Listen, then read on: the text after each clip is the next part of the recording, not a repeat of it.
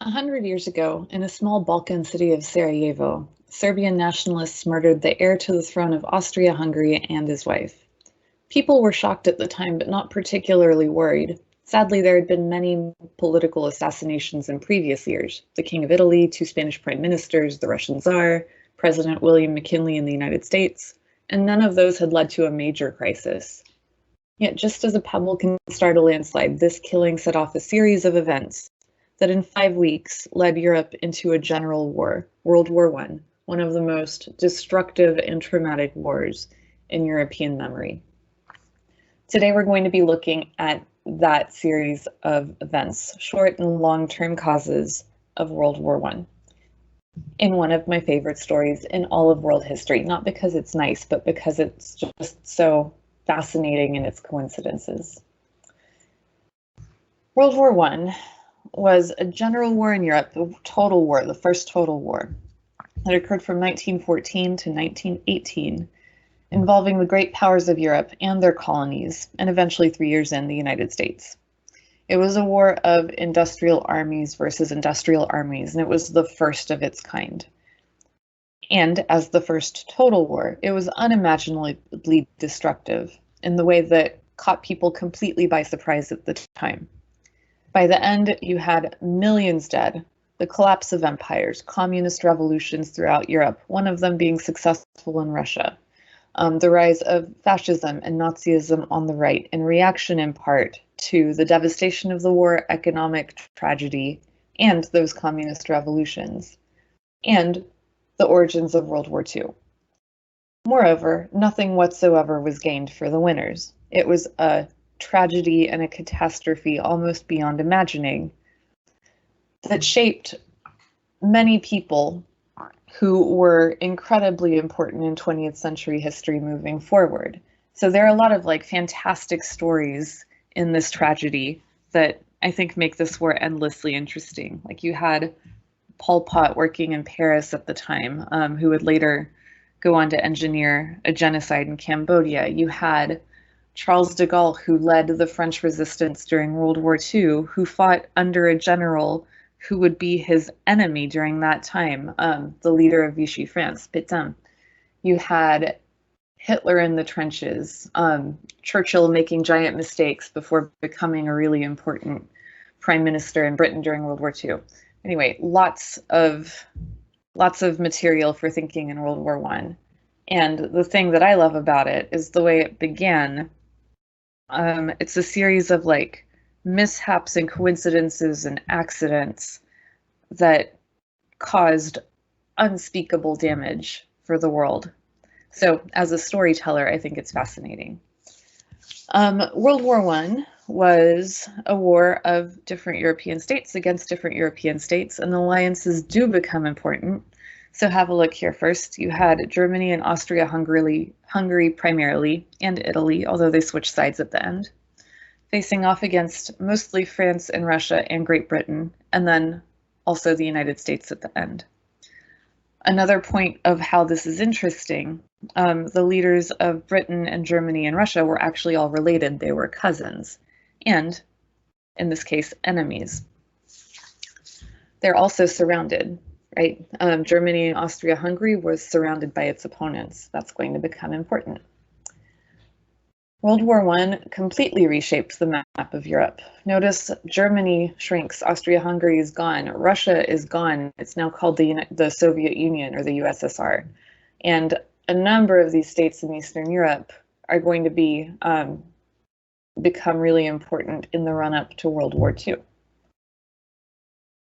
Today we're going to do notes a little bit differently. I want you guys to write down what's on the slide, but leave yourself a lot of space to add detail and evidence. In terms of the causes of World War I, we have a series of long-term causes, so factors that were bound to cause a problem eventually, kind of waiting for a spark to set it off. And then we have the immediate short-term cause, the spark. You can remember them by the acronym MANIA. MANIA means madness, and this whole war was madness, so that should help. In terms of long-term causes, you have militarism. which describes the competition to build the strongest army and an eager willingness to use it, or at least threaten to use it, to solve political problems. You had alliances, which were agreements between nations to help each other out. So one event could drag all allies into a war. We're going to be looking at how that works in just a minute. You had nationalism, which appears in two different ways as a cause of war. Nationalism describes the belief in the superiority of one's nation and your willingness to fight for it. And this definitely fueled the push for war and kept different states supplied with soldiers. But it also describes the desire for the nation, a national group, an ethnic group, a group of people, to be represented by an official state independently. And in this sense, nationalism is a cause of the spark of the war, as we'll see. You had imperialism, which describes the competition for colonies. And this served also as a motive, because when two colonial powers go to war, sometimes the winner gets the loser's colonies, and all of these states in Europe were very interested in that end. And then you had the immediate cause, the assassination of Archduke Franz Ferdinand, heir to the throne of Austria-Hungary, which leads us to one of my favorite stories in all of world history. So, pause the slide here, write all of these down, but leave yourself a lot of room to leave evidence in more detail, because you're going to be deciding at several points what actually is responsible for the war, which of these factors caused it, and then also which state should be held accountable for it. So press play when you're done. We're going to start with the story of the spark, Franz Ferdinand's assassination. And it takes place in a corner of the world called the Balkans, which is here on the map, specifically in Sarajevo in purple, right here where my cursor is. The Balkans is and was home to multiple ethnic and religious groups. It's kind of a hodgepodge of people that at the time were all lumped into, or becoming lumped into, the state Austria-Hungary. And in this part of the world, you had a nationalist, a kid roughly your age, a little bit older, a group of them actually, who opposed the takeover by Austria-Hungary, who took it upon himself to assassinate the heir to the empire when he visited, thus sparking the war. This is also, though, it's not just a story about a guy who gets shot, it's a love story, and I like it, so I'm going to tell it to you. It's also a story of how, a kid eating a sandwich sparked millions of deaths in Europe. Anyway, the arrow is pointing to Sarajevo, where it all started. And on the slide, you'll see Archduke Franz Ferdinand and his family on the left, and the actual ruler of Austria-Hungary on the right, Franz Joseph. Franz Ferdinand is interesting because he's mostly known for getting shot, but how he came to be in the place he got shot is a wonderful story. Not wonderful in the sense of good, but just it's worth telling. He wasn't even supposed to be the heir to the throne. He had an older cousin named Rudolf, who was the only son of the Emperor Franz Joseph. But Rudolf decided to shoot his mistress and then kill himself, leaving Austria-Hungary with no direct heir. And so Franz Ferdinand was it. The emperor's nephew, Franz Ferdinand.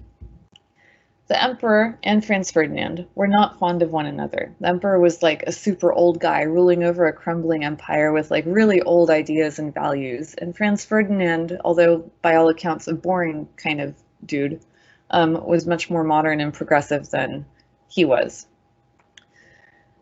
Although dull, there was one thing in his life that Franz Ferdinand cared about deeply with a passion, and it was his wife. And I say that because he had to fight for their marriage. In the 1890s, he fell in love with a lady-in-waiting named Sophie, here pictured with their children.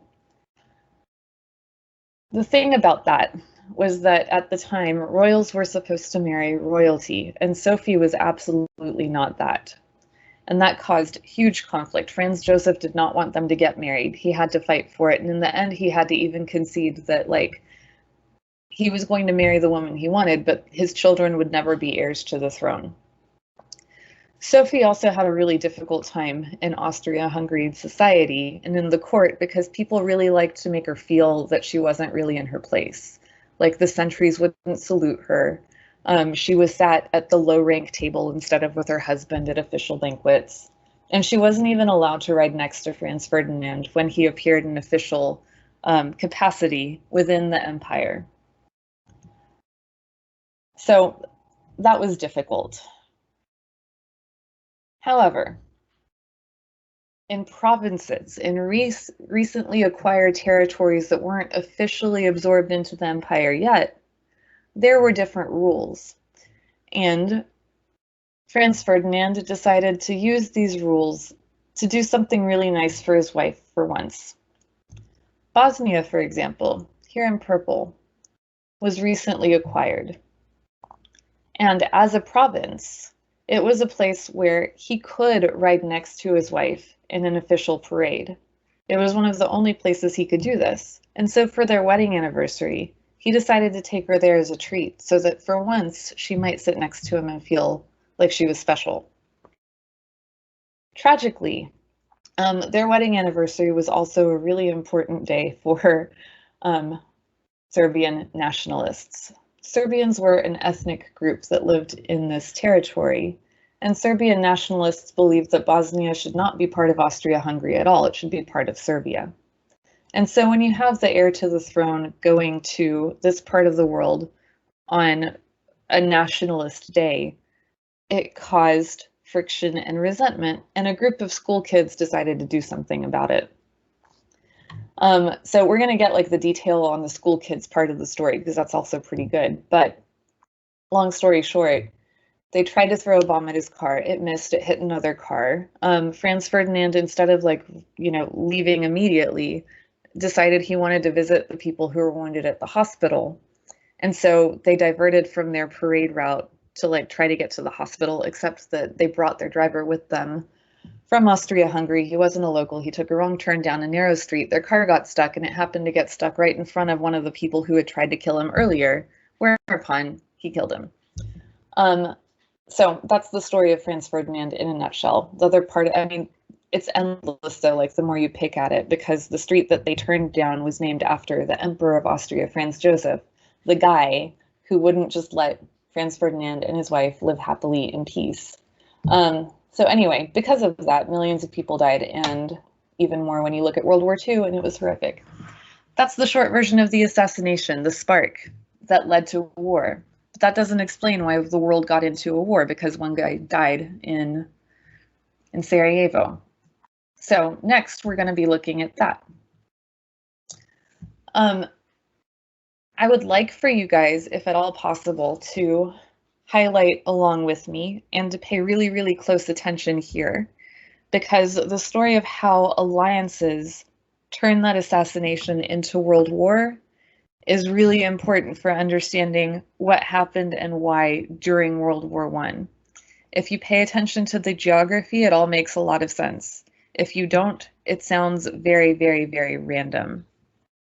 So this is my suggestion to you, and I'm going to kind of go through the map with y'all.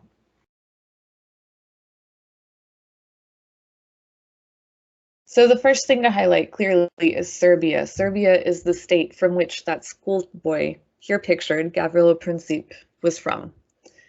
The heir to Austria-Hungary was shot in Bosnia. Bosnia is not Serbia, it's over here, right? And he was shot by a kid, not by agents sent by the state of Serbia. But Serbia, the state, nonetheless, was held accountable by Austria-Hungary because it was a weak and insecure empire, and they can't just let the heir to the throne get shot without somebody paying for it. So already you have Serbia involved, so make that one color. And Austria-Hungary clearly would be a different color. Austria-Hungary wanted Serbia to pay. They can't just let it go. It's a weak empire ruled by a weak, old guy, and it can't give people the impression that they can just go around shooting the heirs to the throne. Seems like a simple conflict, except that here's where ethnicities and nationalism kind of comes into play. Serbia is populated by people of the ethnicity that belong to the Slavic group, and the largest state of Slavs is Russia. Serbia was protected by Russia because Russia believed itself to be the protector of the Slavic people. This is a very short version of stories, but whatever. And it was led by Tsar Nicholas II, who's pictured on the slide, another weak, insecure man. So if Austria-Hungary were to attack Serbia, it would have to answer to Russia. And you can see that Russia is like gigantic on the map, and they share a border, and Austria-Hungary is weak. So like as a war, this by itself wouldn't work. So Austria-Hungary goes to its ally, Germany, led by Kaiser Wilhelm, another weak, insecure ruler. Austria-Hungary asks Germany to back them up in case of war. Germany says yes. So Germany is allied with Austria-Hungary and says, okay, Austria-Hungary, you can tell Serbia whatever you want. If they declare war, we'll back you up.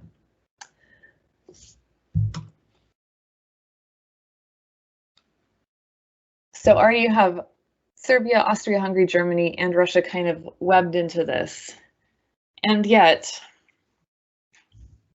Russia also pulls in France, because years earlier, Russia and France made an alliance. They saw Germany growing in power as a new state. They didn't like it, and they decided that were anything to happen, France and Russia would have each other's backs. This creates a pretty big problem for Germany because you'll notice it's surrounded. If war were to break out with Russia and France, for example, Germany would have to split its army in two, sending half over here to the border to fight with France, and the other half over here to fight with Russia, which means that both fronts would have only half of the fighting force of Germany. And this is no good. That gives up a huge advantage. Germany, however, had planned a solution to this course of events years in advance, and it involved sneaking through Belgium to attack France first, fast, winning a war against France fast enough to then turn around and send all of its troops to the Eastern Front to fight Russia. Germany felt that it could do this because Russia, while huge, would take a while to mobilize its troops. You can't just declare war and suddenly, poof, all of your troops are where they need to be. This was a time that relied on railway timetables, and it was slow, and it would take months. So Germany believed that it was possible to sneak attack France, win, and move all of its troops over here so that it could fight Russia effectively and win. However, to get to France, they went through Belgium because there would have been a war between Germany and France before, and so like this part of the border where they're directly touching was really heavily fortified. But Belgium was an independent state, and so like this part of the border was not so fortified, which is why Germany thought it could win fast. The thing about that, though, is you can't just go traipsing through a whole independent state with an army without consequences, especially Belgium, because as it turns out, when Belgium was formed, England, over here, had promised to protect it. So, because Germany went through Belgium to attack France, England, the United Kingdom, and all of its colonies and its giant navy got pulled into the conflict on the France-Russia side. Notice how far away we're getting from the original conflict between Austria-Hungary and Serbia because of alliances. Anyway, the way that this ended up going was because of this extra boost of like now Britain's involved, and because they didn't actually knock out France at all, certainly not as fast as they thought, Germany did end up having that war on both sides. They had to fight on the Western Front, which I think there's a line here on the next slide. Yeah, they had to fight on the Western Front, which you can see kind of here, and on the Eastern Front, which you can see kind of here. And that's where both of their armies were stuck essentially for 4 years. The war didn't go fast, partly because of machine guns and barbed wire and digging trenches made it impossible to advance and gain ground. So like evenly matched, both sides were kind of stuck. in those trenches dug into the ground for about 4 terrible years, traumatizing an entire generation of people. The short version of how the war went is as follows. About 3 years into this, Germany finds a super creative way to try to get an advantage by kicking Russia out of the war. And it does this by sending a guy named Lenin, who was in exile in Austria, back to Russia. Lenin was a communist revolutionary, and so Germany thought, like, we're going to sneak him back into Russia. He'll start a revolution. That revolution will overthrow the Tsar, and then Russia will quit the war. And the crazy thing is it worked. Russia became the first communist state, the Soviet Union, and it signed a peace with Germany and quit the war. However, on the US side, Germany gained an enemy. The United States had been supplying money and weapons to the British side and preventing supplies from getting to Germany. So Germany developed submarines and, weirdly, sent a telegram to Mexico saying, hey, Mexico, we're going to help you get back territories you lost to the United States if you declare war on the United States and join on the German side, which is crazy. That telegram was intercepted. It's called the Zimmerman telegram, kind of famous. And it was one of the things that helped prompt the United States into joining the war officially on the Allied side with all of its money and resources and some soldiers.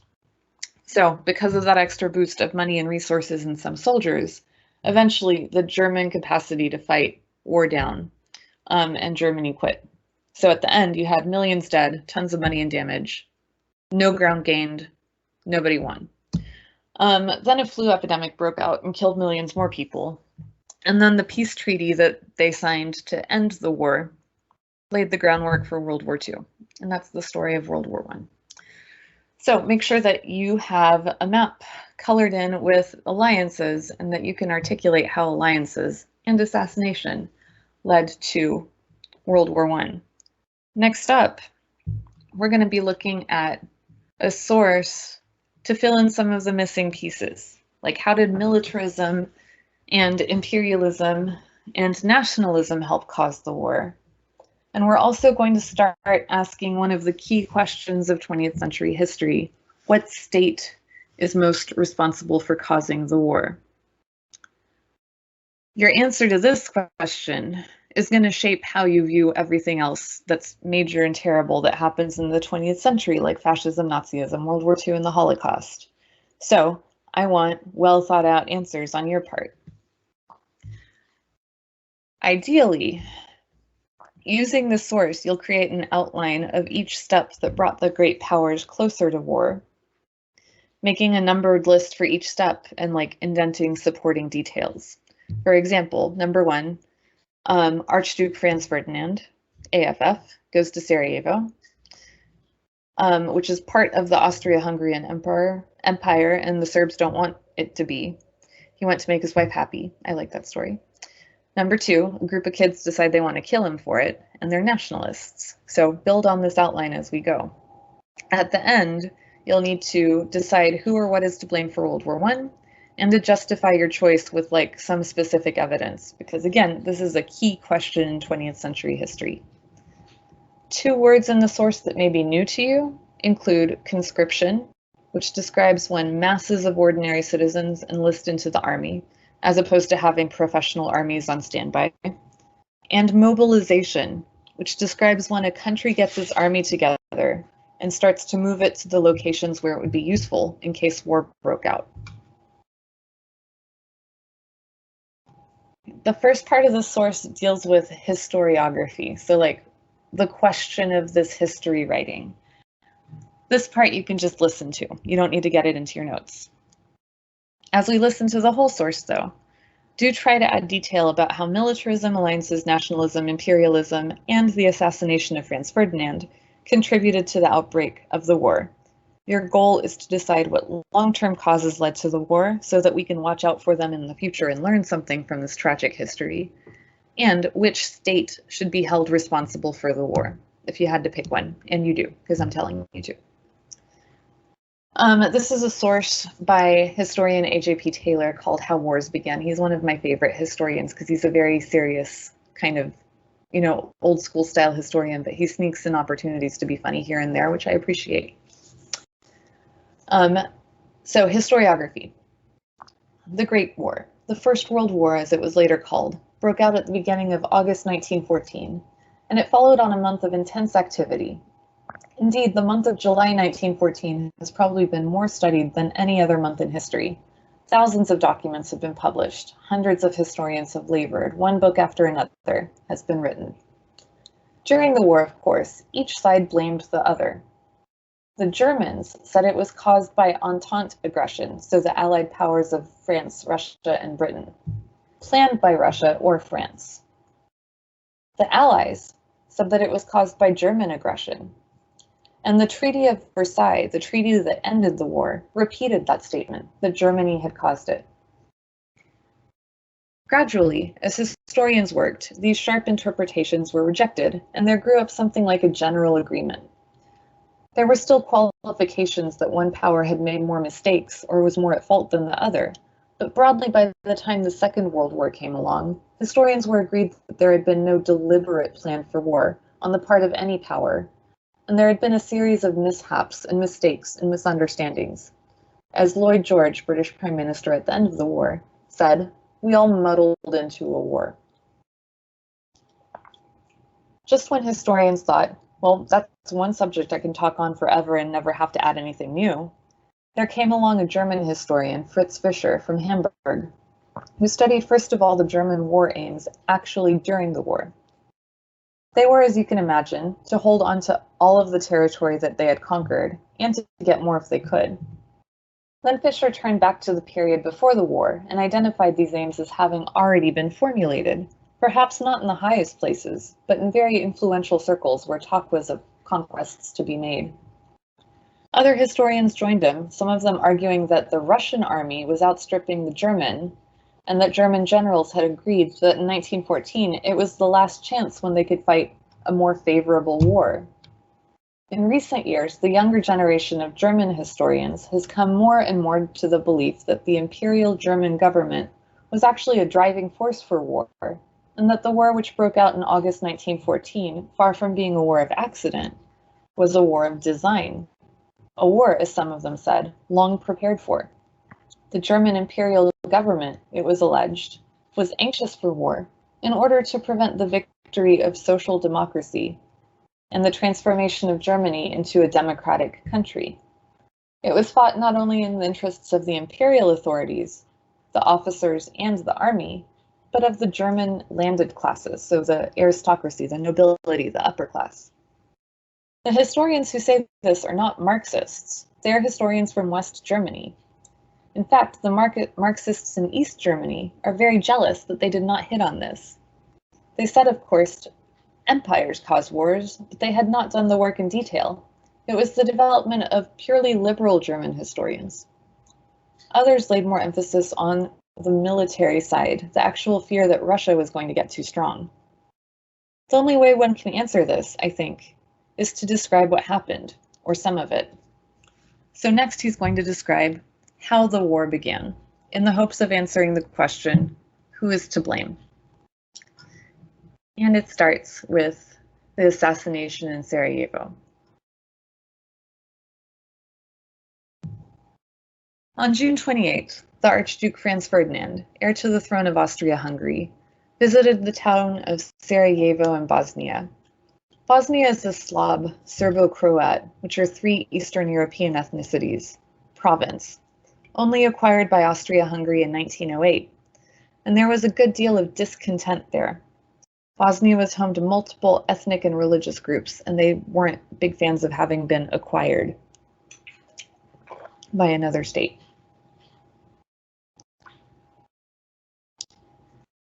Franz Ferdinand did not, however, go there in order to make a demonstration against the discontent. He went because he had married beneath the permitted degrees, a lower-class girl. His wife was only a countess, so she did not rank as an archduchess. But if he went to Sarajevo, which was still under military occupation, he could go as Inspector General of the Army, and she would rank right at the top. It was to give his wife a treat that he went to Sarajevo. In other words, she wasn't allowed to ride next to him in official parades because of how low her rank was, but when they were in the empire, in the provinces, there she could ride right next to him in a car, which is why she got shot. Right. The Serbian government certainly did not want to provoke a crisis. Of that we can be quite sure. There were, of course, as they have been in later times, plenty of national conspirators. Half a dozen of these were schoolboys, working for what we now call their A-levels or their high school diplomas. They said, "We ought not let the Archduke's visit go without some sort of demonstration." Although they did not, in fact, belong to the secret society called the Black Hand, which was supposed to organize conspiracies, as is commonly believed, they got a couple of revolvers and a couple of bombs, and they turned up on the day. As the Archduke drove along, the first conspirator could not get his revolver out of his pocket because the crowd was too tight. The second thought a policeman was looking at him, and the third felt sorry for the Archduke's wife. The fourth simply went home, and the fifth threw his bomb, which missed, though it injured one equerry. The sixth, Gavrila Princip, having heard the bomb go off, thought, it succeeded, and he stepped aside. At that moment, the procession drove by. Princip realized that it had failed. He sat down in a cafe, very gloomy. The Archduke drove on to the town hall, arrived in a great rage, and said, "I come here and you greet me with bombs? I'm not stopping, I'm driving straight out. I am not going back through the old town." However, the chauffeur had not been told that they were driving straight on, not turning. When they came to the turn where their original route had been, he turned. And there was Princip, sitting on the edge of the pavement in a cafe. To his astonishment, he saw an open car with the Archduke and the Archduke's wife, stationary, stuck in front of him. He walked out of the cafe, stepped onto the running board of the car, took out his revolver, shot the Archduke, and then aimed at the governor of Bosnia, who was sitting in the front of the car, and hit the Archduke's wife, who was sitting at the back. This was the assassination at Sarajevo.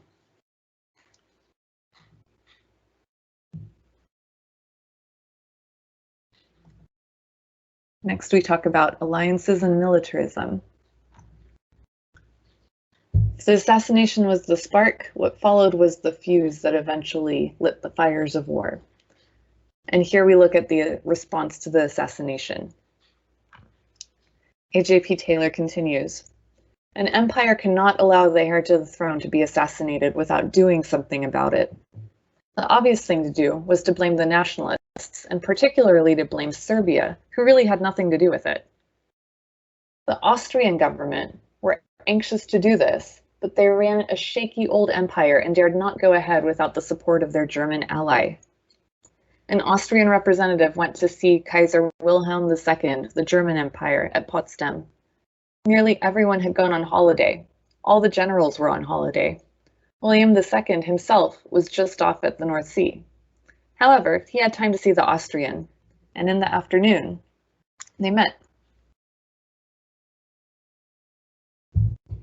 William gave a firm response. Germany would support Austria in her claims against Serbia, and would stand by Austria even if Russia, the patron of Serbia, intervened. Neither William nor the imperial chancellor who was with him at the time consulted a single general of any importance when making this decision.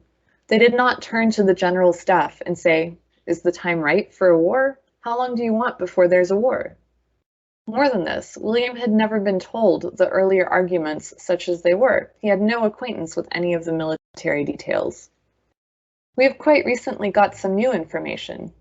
Somebody has investigated the reports of the German military intelligence for the whole month, which curiously no one had looked at before. And what did they tell us? They tell us that on the 5th of July, which was when the meeting took place, military intelligence was not given any warning that war might be imminent. During the whole month of July, German military intelligence recorded no special activities. No general was consulted, no troops were moved, no preparations for war were made. Indeed, if this was a decision for war, it was a very haphazard one. And from what the reports of the German military intelligence reveal, you would imagine you were in a completely peaceful country, as indeed I think you were. There was then a very long gap very characteristically Austrian.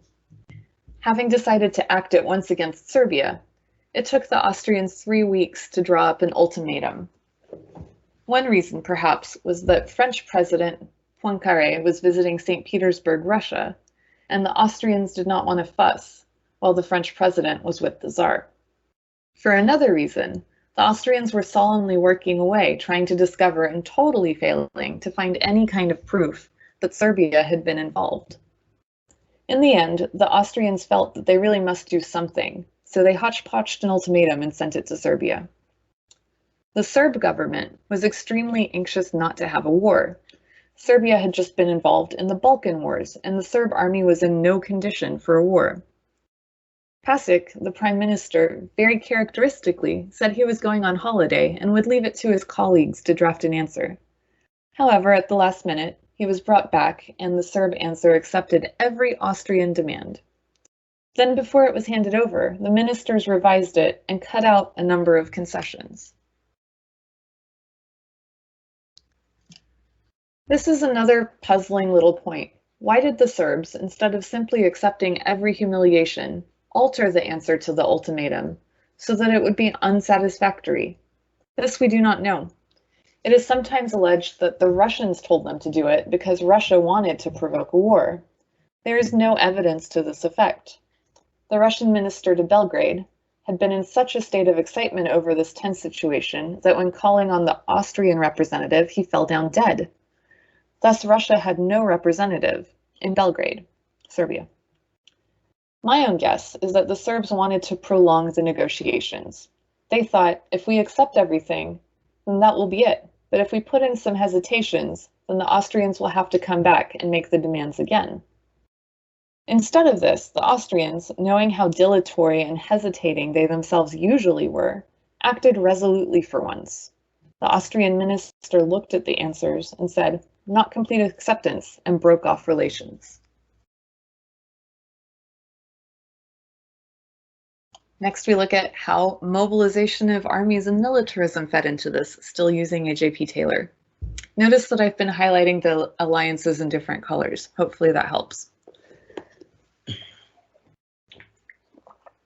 Now, this gives the essential factor in the great outbreak of the First World War. All of the great powers, of whom there were 5 or 6 counting Italy, had vast conscript armies. These armies, of course, were not maintained in peacetime. They were brought together by mobilization, which means moving troops to be in place and ready for war when you need them. This factor had already counted before in the Austro-Prussian War of 1866, but this time there was a further complication. All mobilization plans depended on railways, and at the time the automobile was hardly used, certainly not as an instrument of mass transport. So you had railways. And railways demand timetables. Like, in other words, schedules. You can't just like run trains all haphazardly and hope they don't hit each other. They actually have to be scheduled in advance. So, all the mobilization plans had been timed to the minute, months, or even years before they could. So, all the mobilization plans had been timed to the minute, months or even years before, and they could not be changed. Modification in one direction would ruin them in every other direction. Any attempt, for instance, by the Austrians to mobilize against Serbia would mean that they could not then mobilize also against Russia, because 2 lots of trains would be running against each other. The same problem was to arise later for the Russians, and in the end for the Germans, who, having a plan to mobilize against France, could not then switch around and mobilize again against Russia at the same time. Any alteration in the mobilization plan meant not a delay of 24 hours, but at least a delay of 6 months before the next lot of timetables or schedules were ready. The Austrians could not mobilize against Serbia because this would mean that they were defenseless against Russia, so they did not mobilize at all. The Russians then thought they ought to stake out some claim to prove that they were going to support Serbia. So the Tsar and his advisors contemplated mobilization, but only against Austria, and this was actually ordered. Then the Russian generals who knew about the timetables pointed out that if they began to mobilize against Austria, they would be totally defenseless against Germany because they could not then mobilize against Germany. So this partial mobilization plan was scrapped, thrown out. The next day, the Russian general said, "But this is terrible. We've done nothing. Right, we'll have general mobilization." They were still hesitating, and the chief of the general staff himself said that this was rather pushing things beyond what they wanted. They had no idea of a war against Germany or even against Austria. They wanted a threat, not a real preparation for war, and so mobilization was a mere gesture. The chief of the general staff rashly said in the Tsar's presence, "It is very hard to decide." The Tsar, who was one of the most weak-willed men there had ever been, was roused by this and said, "I will decide general mobilization." He then, according to his own diary, having made this decision, went out, found a pleasant warm day, and went for a bath in the sea. His diary does not mention mobilization. Now with Russia mobilizing, the problem moved to Germany, and here again, this was entirely a matter of timetables. It was said afterwards that mobilization meant war. Technically, for most countries, this was not true. It was merely a step towards war. Mobilization, after all, took place within the country. The Royal Navy of Britain had mobilized as late as 1911. Russia mobilized in 1913. There were occasions when other powers had mobilized, and because war did not take place, the armies could be dispersed. So, no war. With one country, however, this did not apply. The German General Staff, ever since the creation of a united Germany in 1871 under Bismarck, had contemplated the possibility of war on two fronts. France on one side, over here, and Russia on the other, over here. It is the function of general staffs to plan for wars. Germany had two great neighbors, France on one side, Russia on the other. Moreover, in 1894, France and Russia made an alliance, which was technically defensive in nature, that each would help the other if attacked. So, Germany might have a two-front war. In other words, have to fight a war on both sides, which is bad.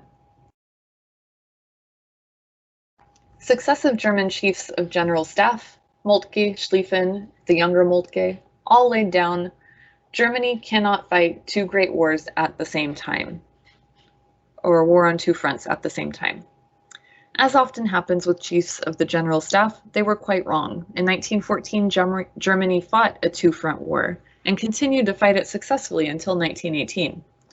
This was a false alarm, but it was an alarm which absolutely dictated their policy. If you are faced with a war on two fronts and have not got the resources to conduct both wars, what should you do? By definition, you can't eliminate one of the dangers by diplomacy, because if you did, there would not be a two-front war. And in fact, there would not be a war at all. So you have to assume that diplomacy has failed.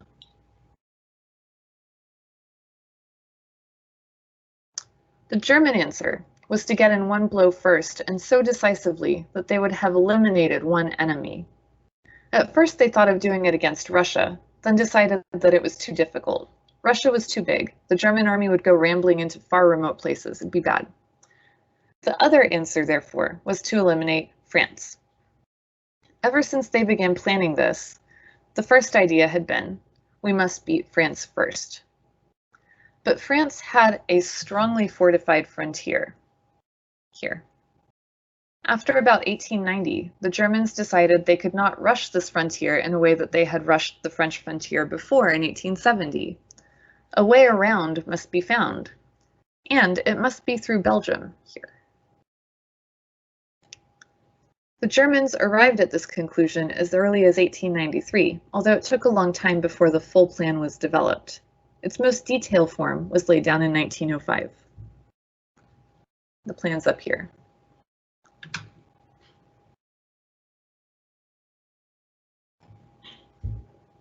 One essential part of this plan was to go through Belgium. The other essential part, which was equally important, was that there could be no delay between mobilization and war, because if there were delay, then Russia would catch up and the Germans would get that two-front war after all. So the moment the Germans decided on mobilization, they also decided for war. Or rather, war followed of itself. The railway timetables in which other countries brought men to their mobilizing centers, in the Schlieffen Plan, the German plan, continued and brought the troops not just to their barracks, but into Belgium and into northern France.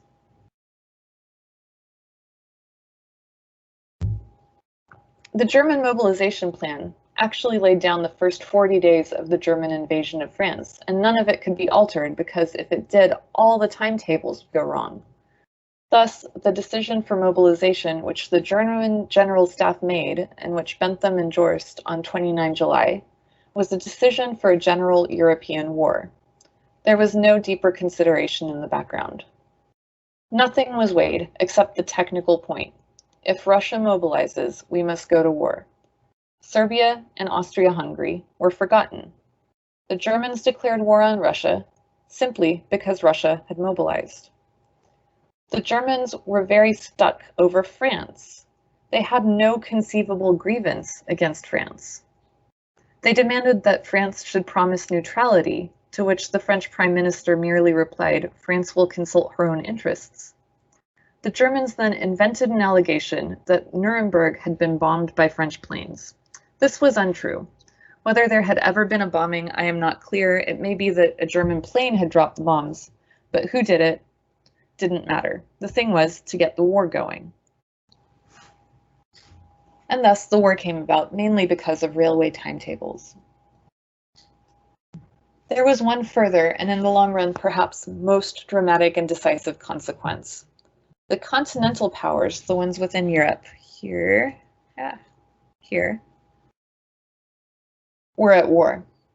Great Britain, aka the United Kingdom, aka England, up here, was not. The whole trend of British policy, or certainly a desire of British people, had been to stay out of war. The Liberal government asserted that Great Britain had given no pledges, no promises to join the war. In secret, the British had already arranged a railway timetable to take the British Army to the left flank of the French army, but this had been concealed from the British public. Assertions were made constantly by the Prime Minister and by the Foreign Secretary that no commitment had been made which would limit the freedom of Parliament and the British people to decide. Now this was very awkward because the French had been told over and over again, yes, yes, we shall stand by you if you are threatened by Germany. And the cabinet was divided. It looked as if the liberal British government would break up. Perhaps the Conservatives would take over. There would be even more controversy than there had been during the Boer War in Africa before, more than there had been during the Revolutionary Wars against France. Then came the news that the Germans had demanded the right to go through Belgium. It is often said that this had been known for a long time beforehand. That the Germans had such military plans was indeed known, but the diplomatic consequences were not realized. Indeed, Bentham Hollweg, German guy himself, the German Chancellor, had no idea until 29 July that he would be setting his name to a demand that the Germans should go through Belgium. British Liberal ministers later on claimed that they had hung back and said, "Don't worry," because they knew Belgium would solve the problem. However, it came as a complete surprise to most people and produced a tremendous reaction. Great Britain, it seemed, went to war, not in order to play the part in the balance of power, not to aid France or to destroy Germany as an imperial rival, or to destroy the German navy. Great Britain went to war, in the phrase used from the very first, to fulfill her obligations to Belgium, and in this defense of the rights of the small nations. This did the trick in the House of Commons, it did the trick with the British public opinion, and in a sense, it has done the trick with people ever since. Very few people looked at the Treaty of 1839, which established Belgium as a neutral country. The guarantor countries were given by this treaty the right to intervene in order to defend the neutrality of Belgium. There was no obligation laid on them to do so. I'm not saying for a moment that there was no obligation of any moral kind. Belgium was a small country, and Belgium was very wrongly invaded, Just as, for instance, in 1916, France and Great Britain invaded Greece in exactly the same way, though with less fighting than when the Germans invaded Belgium. But the treaty obligation was something invented for the sake of public opinion. All the great powers had relied, in fact, on the deterrent, and the deterrent of great armaments. Previously, the deterrent had worked.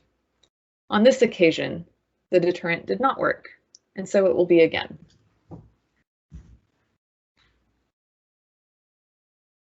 So, wrapping up, based on what you have just learned, what caused World War I? Is it a long-term factor, like militarism, imperialism, or nationalism? Was it the event that sparked the war, the assassination?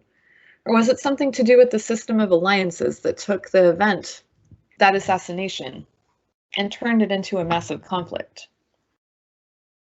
Most of all, what state, based on what you've heard today, was most responsible for causing the war? Be ready for class tomorrow with a state that you think is responsible and specific evidence supporting your opinion.